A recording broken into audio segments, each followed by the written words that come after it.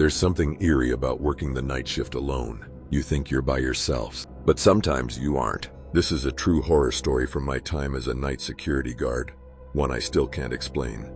A few years ago, I worked as an overnight security guard at a warehouse just outside Chicago. The job was easy: monitor the cameras, do occasional patrols, and make sure no one broke in. Most nights were uneventful, but one night changed everything.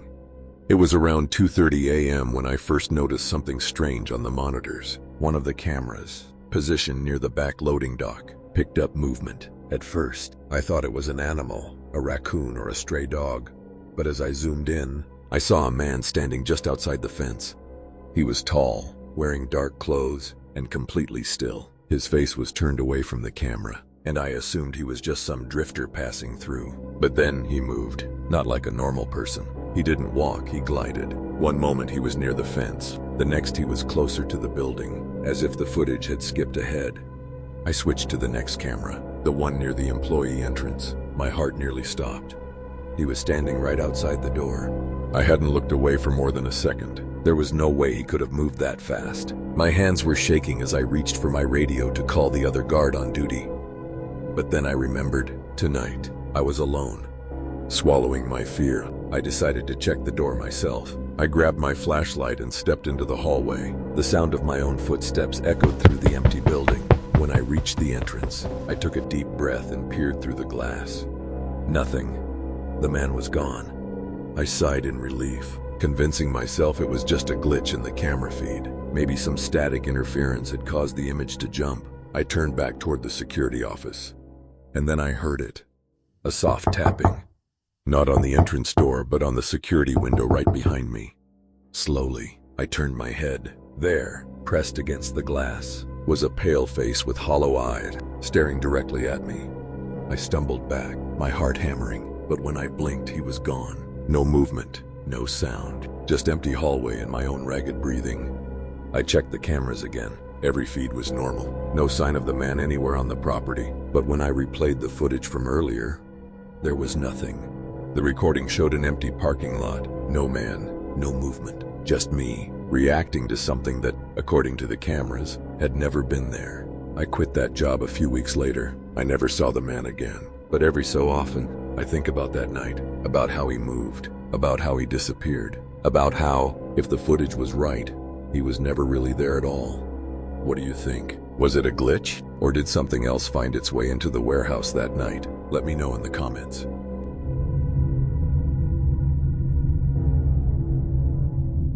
I work late shifts at a small diner in my town, and I usually drive home around 1 a.m. It's only a 10-minute drive, mostly down empty roads. I never thought much about it, until the night I realized someone was watching me. That night, I locked up the diner and got into my car like usual. As I pulled onto the main road, I noticed an old white van parked across the street. Something about it gave me a weird feeling, but I brushed it off. A few minutes into my drive, I checked my rearview mirror, and my stomach dropped. The van was behind me.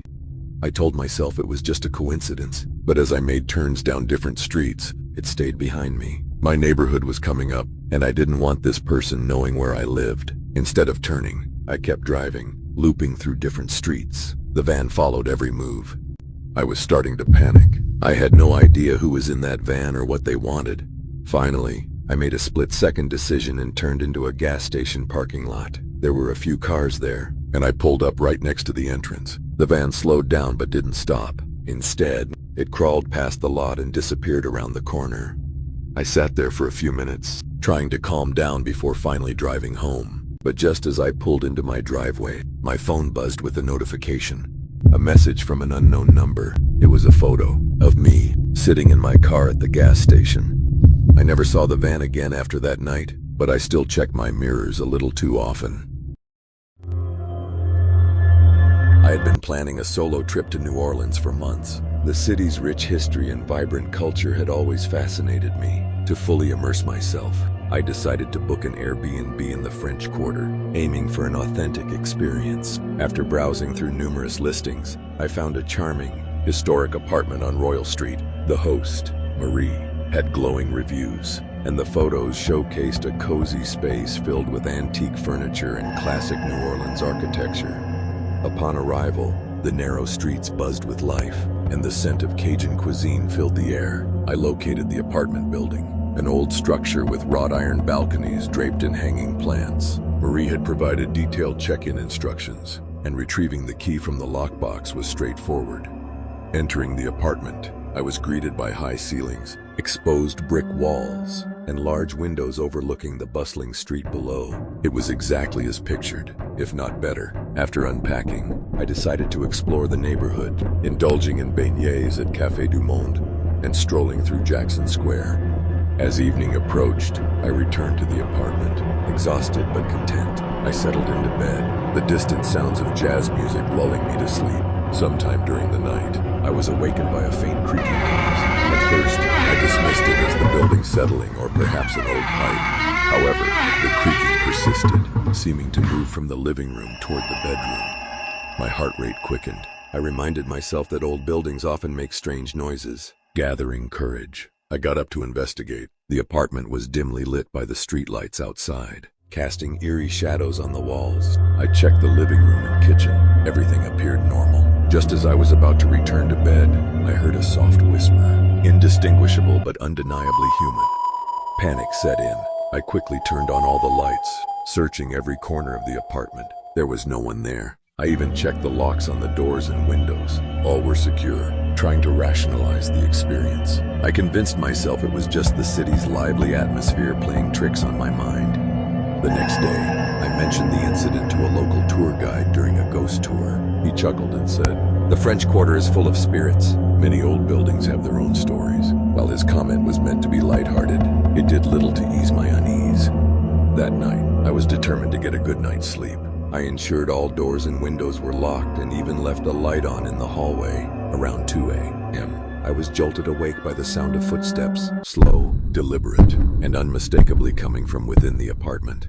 Fear paralyzed me. I listened intently as the footsteps approached my bedroom door, stopping just outside. Summoning every ounce of courage, I called out, "Is someone there?" Silence. I grabbed my phone and dialed Marie's number. To my surprise, she answered on the first ring. I explained the situation, my voice trembling. Marie sighed and said, "I was hoping this wouldn't happen again. Previous guests have mentioned similar experiences, but I thought it was just their imagination. The building is over a century old, and some say it's haunted." Frustrated and scared, I asked why this wasn't disclosed in the listing. She apologized, explaining that she didn't want to deter potential guests with unverified stories. I spent the remainder of the night wide awake, every creak and whisper amplifying my anxiety. At dawn, I packed my belongings and left the apartment, opting to stay in a hotel for the rest of my trip. Reflecting on the experience, I couldn't shake the feeling that I wasn't alone in that apartment. Whether it was a restless spirit or just an overactive imagination, I couldn't say. But one thing is certain: my stay in that charming Airbnb on Royal Street was an experience I'll never forget.